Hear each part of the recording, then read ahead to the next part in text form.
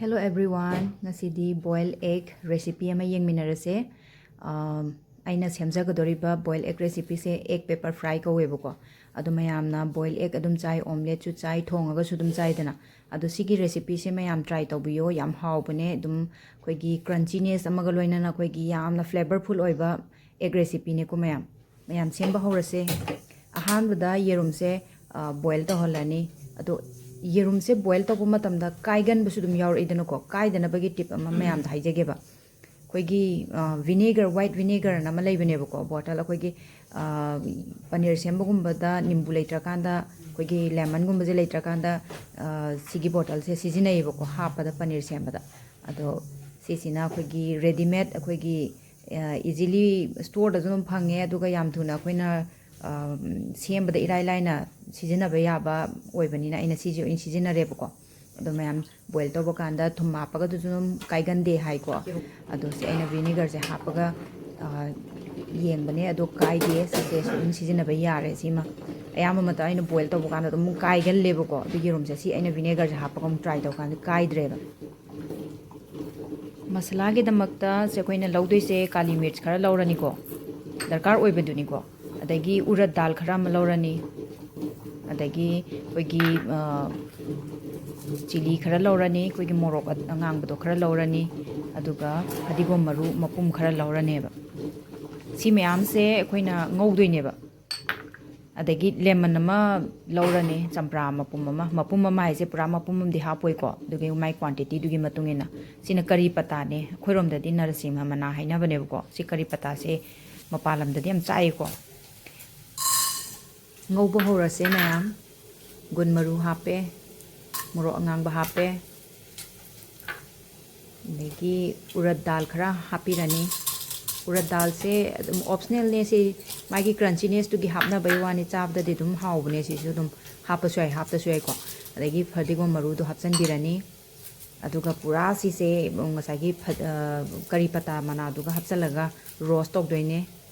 thau nung hapaga ngaugadam nate ko ngaugadam ne haidana sise koina roast togadaba ko mai da kangna dum ola ga ngaubudo adumai dum ngaugadabani adu makhan mathel haibadune adum isam chamna thauda bora horaga dum ju jai ko adagi boil toraga su sare omelette toraga su sare yurungi makhal ne thongaga su sare adu mayam su smaina sise masala se semaga hapaga amtang try taubiyo kari pata se kitang kalle e yarane koigi keme e ado morok sidi kitang kemba kitang di watli ado ngatang ngawraga thangda jarage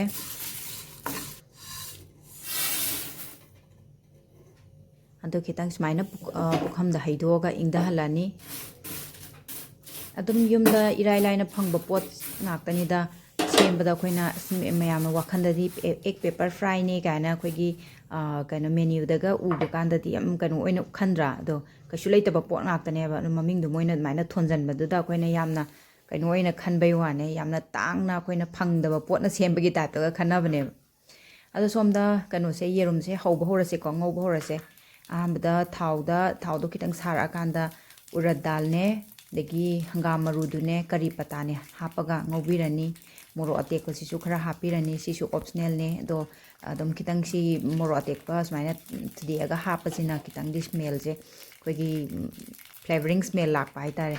mahau do yam hau da bai manam lakane moro ka bai manam je dum hawidana ko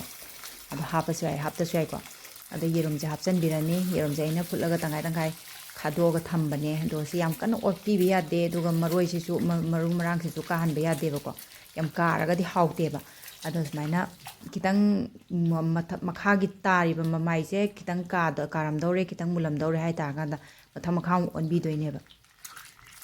सुमाइना अदो तपना ओनबी बतारे नत्रगदी ngसागी ममुचि थोखरगदी लोइनमक कोंगोन का खलगा खोगी थाव से तो lion तिनग्रगा अदुदुना मखल अमगी Mahav थोखरनेबा चाबा यादे हाबदि नतबको अदु सुमाइना मथक मखा तपना तु मनिंगी जे खितंग काबा होरमबसिदा वाइ ओनथोकपिदोइनेबा तम तौरगा अदुगा मसला तो हापसन बिदोइने थुम खरा चाइसलनी अरे लेमन खरा हापसन बिदोइने अदुगा दुमाइ तौरगा थोंबै वानि दा यामना इराइ लाइबा पोटने याम सिंपल ओइबा कइनोने फूड प्रोसेस ने हाइतारे habadi yamna irai laiba mong da semba yaba pot ne basidi ꯇꯥꯕꯗꯗꯤ ꯑꯦꯛ ꯄꯦꯄꯔ ꯐ꯭ꯔꯥꯏ ꯀ ꯍꯥꯏꯔꯒ ꯑꯩꯈꯣꯏꯅ ꯌꯥꯝ ꯇꯥꯡꯕ ꯄꯣꯠ ꯑꯃꯅ ꯁꯦꯝꯃꯝꯒꯗꯕ ꯀꯔꯝꯕ ꯃꯑꯣꯡꯒꯤ ꯔꯦꯁꯤꯄꯤ ꯑꯣꯏꯖꯥꯠꯅꯣ ꯀꯥꯏ ꯈꯟꯅꯕꯅꯦꯕ ꯊꯨꯝ ꯈꯔ ꯍꯥꯞꯆꯤꯟꯕꯤꯔꯅꯤ ꯁꯨꯃꯥꯏꯅ ꯌꯥꯝ ꯀꯟꯅ ꯍꯥꯞꯆꯤꯟꯕ ꯌꯥꯗꯦ ꯌꯥꯛꯑꯗꯤ ꯍꯥꯎꯇꯕꯅꯦ ꯊꯨꯝꯁꯦ ꯈꯤꯇꯪꯈꯛ ꯍꯥꯞꯄꯤꯔꯅꯤ ꯑꯗꯨ ꯆꯥꯡꯗꯨꯒꯤ ꯋꯥꯅꯦ ꯑꯗꯨꯒ ꯃꯁꯂꯥꯁꯤꯅꯦꯕꯀꯣ ꯌꯥꯝ ꯃꯔꯨ ꯑꯣꯏꯔꯤꯁꯦ ꯏꯝꯄꯣꯔꯇꯦꯟ ꯑꯣꯏꯔꯤꯁꯦ ꯃꯁꯂꯥꯁꯤꯗꯅꯦꯕ ꯄꯦꯄꯔ ꯐ꯭ꯔꯥꯏꯅ ꯍꯥꯏꯅꯔꯤꯁꯦ ꯑꯦꯛ ꯄꯦꯄꯔ ꯐ꯭ꯔꯥꯏ ꯍꯥꯏꯗꯣ ꯑꯗꯨꯗꯅꯦꯕ ꯑꯗꯨꯅ ꯃꯁꯂꯥꯁꯦ ꯍꯥꯞꯄꯒ ꯑꯃꯨꯛ ꯇꯞꯅ ꯇꯞꯅ ꯑꯣꯟꯕꯤꯗꯣꯏꯅꯦ ꯁꯤꯁꯨ ꯃꯊꯛ ꯃꯈꯥ ꯉꯁꯥꯏꯒꯤ ꯃꯅꯤꯡꯗ ꯂꯩꯔꯝꯕ ꯄꯣꯠꯇꯣ ꯃꯁꯂꯥꯁꯦ ꯌꯥꯎꯅꯅꯕ ꯑꯃꯨꯛ ꯑꯣꯟꯊꯣꯛ ꯑꯣꯟꯖꯤꯟ ꯇꯧꯔꯒ ꯁꯦꯝ ꯁꯥꯟꯅꯗꯣꯏꯅꯦꯕ ꯑꯗꯣ ꯁꯨꯃꯥꯏꯅ ꯑꯣꯟꯕꯤꯔꯅꯤ ꯁꯨꯃꯥꯏꯅ ꯇꯧꯔꯒ ꯆꯥꯕꯁꯤꯁꯨ ꯃꯈꯜ ꯃꯊꯦꯜꯅꯦ ꯑꯗꯨꯝ ꯃꯌꯥꯝ ꯆꯥꯕꯤꯌꯣ ꯁꯨꯃꯥꯏꯅ ꯇ꯭ꯔꯥꯏ ꯇꯧꯔꯒ ꯍꯥꯎꯏ ꯍꯥꯎꯇꯦ ꯀꯃꯥꯏꯅ ꯇꯧꯒꯦ ꯍꯥꯏꯕꯗꯣ ꯌꯦꯡꯕꯤꯌꯣ ꯑꯉꯥꯡꯈꯩꯅ ꯌꯥꯝ ꯄꯥꯝꯕ ꯆꯤꯟꯖꯥꯛ ꯑꯣꯏꯕ ꯍꯥꯏꯇꯥꯔꯦ ꯑꯗ ꯌꯦꯔꯨꯝꯁꯦ ꯑꯗꯨꯝ ꯆꯥꯅꯤꯡꯗꯦ ꯍꯥꯏꯕ ꯃꯤꯁꯨ ꯑꯗꯨꯝ ꯆꯥꯔꯅꯤ ꯁꯨꯃꯥꯏꯅ ꯇꯧꯔꯗꯤ ꯑꯗꯣ